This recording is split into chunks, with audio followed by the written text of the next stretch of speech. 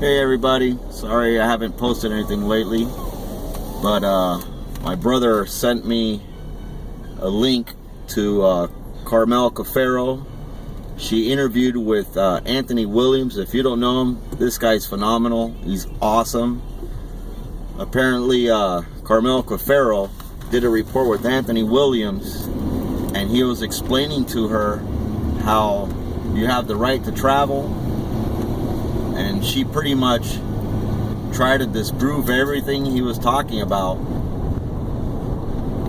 in the interview they had together. Well, she really didn't try to disprove anything. She was just like, I don't understand what you're talking about. I don't get it. What gives you the right? Whatever.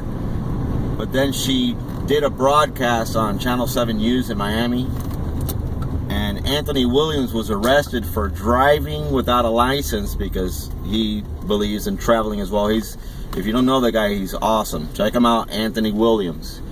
So apparently they were filming his court case, and the judge had him arrested after Anthony Williams was like, hey, listen, you can't do this. The Supreme Court rulings say you can. He's got all this case law proving contrary to what she's saying. But it just went in one ear, went out the other. They had him arrested in the courtroom. The guy served, I think it was 9 days in jail, whatever the case may be. Then he had to plead no contest because he was going nowhere with anything.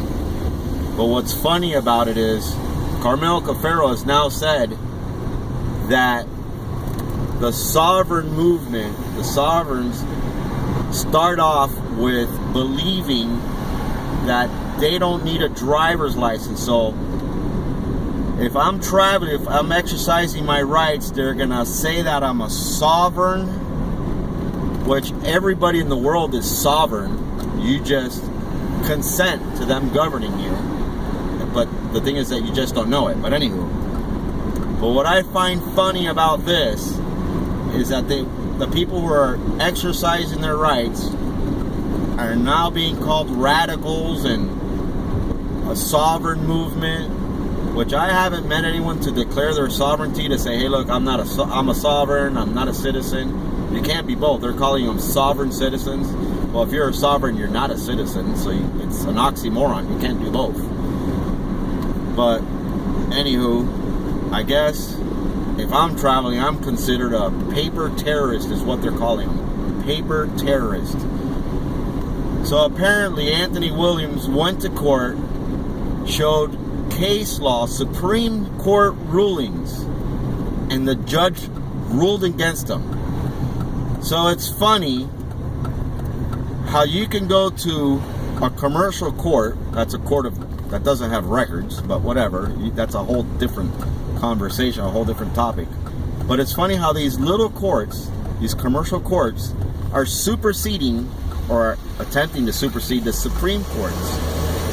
And they teach their officers pretty much, hey, it doesn't matter if you arrest this guy falsely or he has the right to do these things, I'm going to help you prosecute him. It's ridiculous. Instead of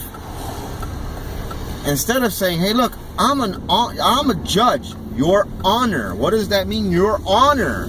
You're supposed to be a person of honor to sit in the bench. But no. They say, no, I'm just going to go ahead and make my money. Well, he spent 9 days in jail and they charged him $700. I'm pretty sure Anthony Williams ain't stressing the money. But what I find funny, and it's hilarious, that these sheriff departments and police departments conduct DUI checkpoints and driver's license checkpoints. And they do this because they say, well, we're allowed because the Supreme Courts say we can do this. So we're going to go ahead and do it after people argued.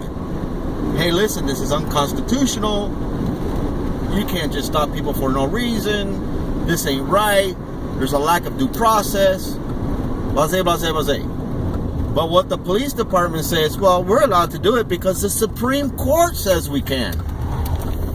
But yet, if I get pulled over and I tell them, well, listen, the same court that allows you to accost people and violate their rights, the same courts that allow you to do that is allowing me to travel unmolested. But you're bothering me. You're accosting me.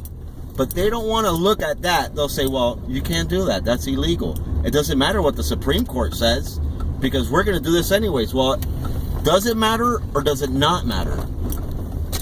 What is this? What kind of policing is this? Is this to your convenience or is it psychology police? I don't know what it is. But anywho, I haven't posted a video up in a couple of days because, you know, I've been talking about some other stuff and explaining, and I really haven't had time. But here I am. I'm doing one today. It's been a while. I'll leave you on this note.